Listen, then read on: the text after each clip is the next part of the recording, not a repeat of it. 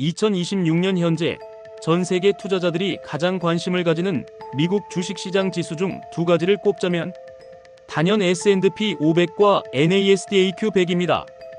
이 두 지수는 미국을 대표하는 주가지수로서 각각 다른 산업 구성과 성격을 가지고 있어 투자자들에게 다양한 선택지를 제공합니다.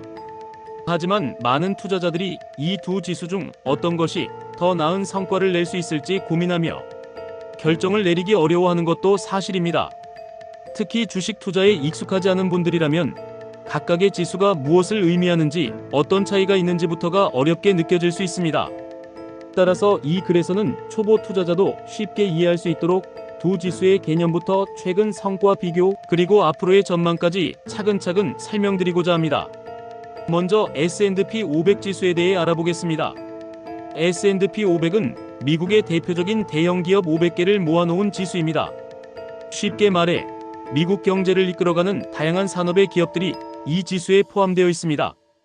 예를 들어 우리가 자주 접하는 애플, 코카콜라, 존슨앤드존슨, JP모건 같은 기업들이 포함되어 있으며 기술, 금융, 건강관리, 에너지, 소비재 등 여러 산업이 고르게 구성되어 있기 때문에 미국 전체의 경제의 흐름을 반영한다고 볼 수 있습니다. S&P 500은 왜 안정적이라고 하나요? S&P 500은 다양한 산업에 걸쳐 분산되어 있어 특정 업종의 부진이 전체 지수에 미치는 영향을 줄입니다. 이런 분산 효과는 장기 투자자에게 특히 유리하게 작용할 수 있습니다. 반면 나스닥 100은 기술 중심의 지수입니다. 나스닥 시장에 상장된 대형 기술 기업 100개를 중심으로 구성되어 있으며 금융회사를 제외한 정보기술, 인터넷, 전자상거래 등 미래 성장 산업에 속한 기업들이 주를 이룹니다. 여기에는 애플, 마이크로소프트, 아마존, 테슬라, 엔비디아, 메타, 페이스북, 구글, 알파벳 등 세계적으로 이름을 알린 기업들이 대거 포함되어 있습니다. 왜 나스닥 100은 성장성이 높다고 하나요? 이 지수에 포함된 기업들은 대부분 기술 기반으로 빠르게 성장하는 산업에 속해 있기 때문입니다. 특히 인공지능, 클라우드, 반도체 등의 기술 트렌드가 강할 때 수익률이 크게 증가합니다. 그렇다면 실제로 지난 몇 년 동안 이 두 지수의 수익률은 어땠을까요? 최근 업로드된 데이터를 분석해보면 다음과 같은 결과가 나왔습니다. 먼저 2023년 한 해 동안 나스닥 100의 총 수익률은 무려 56.21%에 달했습니다. 반면 S&P 500은 같은 기간 동안 26.29%의 수익률을 기록했습니다. 이처럼 나스닥 100이 거의 2배 이상의 수익률을 기록한 이유는 기술 기업들의 실적이 크게 개선되었고 인공지능 AI과 반도체 같은 미래 산업에 대한 기대감이 주가에 반영되었기 때문입니다. 특히 엔비디아와 같은 기업은 AI 산업의 성장과 함께 주가가 급등하면서 나스닥 100 전체를 끌어올리는 데 큰 역할을 했습니다. 2024년에도 두 지수 모두 좋은 성과를 냈습니다. 나스닥 100은 30.82%의 수익률을, S&P 500은 27.62%의 수익률을 기록했습니다. 이번에는 두 지수의 수익률 차이가 크지 않았는데 이는 기술주뿐만 아니라 다른 산업군의 주가도 함께 오른 결과입니다. 수익률 차이가 줄어든 이유는 뭘까요? 2024년에는 금리 인하 기대와 경기 회복으로 인해 기술주뿐 아니라 금융, 소비재, 에너지 등 다양한 산업의 주가가 함께 상승했습니다. 이로 인해 S&P 500의 성과가 상대적으로 개선되었습니다. 이제 많은 투자자들이 궁금해하는 부분으로 넘어가 보겠습니다.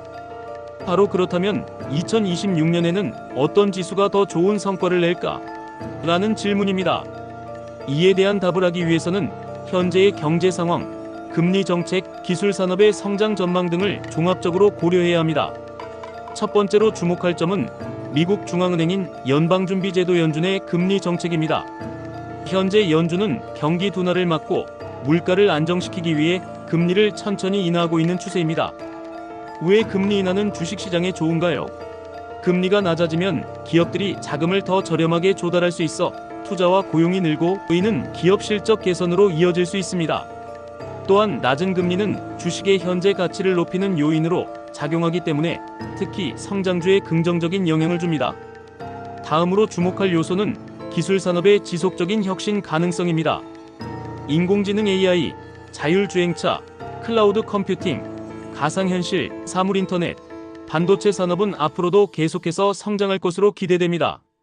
기술 산업의 성장이 왜 중요한가요?